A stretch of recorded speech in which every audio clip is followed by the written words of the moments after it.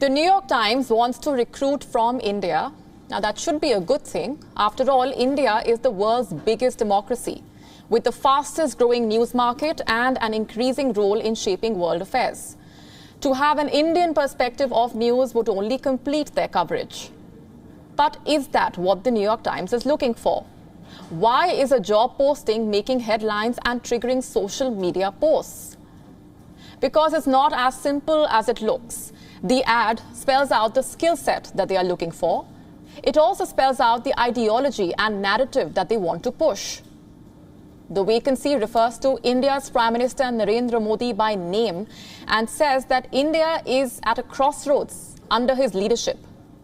Instead of a job description, it makes a political point. It states, and I'm quoting now, Mr. Modi is advocating a self-sufficient muscular nationalism centered on the country's Hindu majority. That vision puts him at odds with the interfaith, multicultural goals of modern India's founders, unquote. Now, when was the last time you saw a vacancy ad like this? You would expect this to be a part of an editorial or an opinion piece, and a rather sweeping one at that. But this newspaper that claims to, quote, seek the truth and help people understand the world, unquote, is laying bare its biases, it seems, spelling out political leanings and making them a filter for hiring a journalist. This throws objectivity, the most fundamental principle of journalism, out of the window. Instead of trying to attract the best talent in the industry, the New York Times wants a journalist who would paint India and its political culture through a narrow, prejudiced prism to the world audience. So it's hardly a surprise that this job listing is getting brickbats. It's being called out as a biased recruitment policy. Rajiv Chandrasekhar, a member of India's upper house of parliament, has described the job listing as myth-shattering stuff. Individual journalist prejudice is understandable, but such bias at the brand level, something the New York Times must come clean on. Dr. Vijay Chauthiwale, the Foreign Affairs Department in charge of India's ruling party, called into question the cancel culture of the New York Times. To an extent, I can understand that there is some preferences or biases for one political ideology versus other.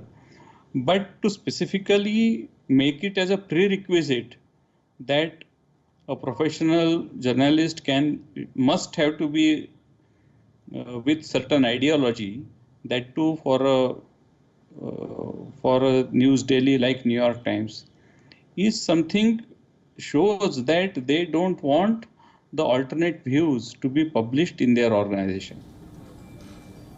Can people with different political opinions work together, or will they be deplatformed as the New York Times did with its own editor, James Bennet, in June last year for publishing an op-ed piece by a Republican senator?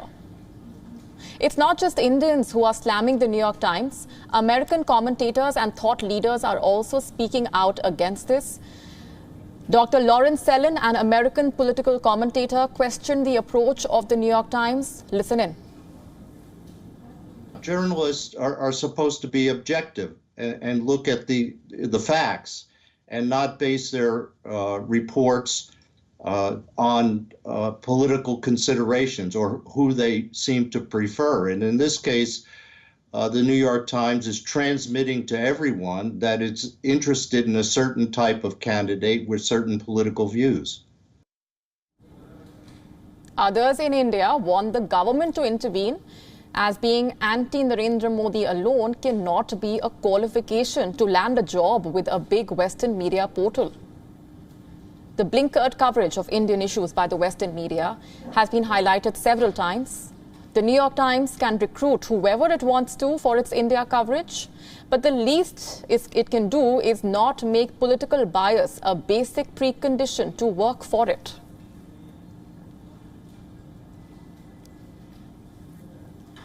WION now available in your country. Download the app now. Get all the news on the move.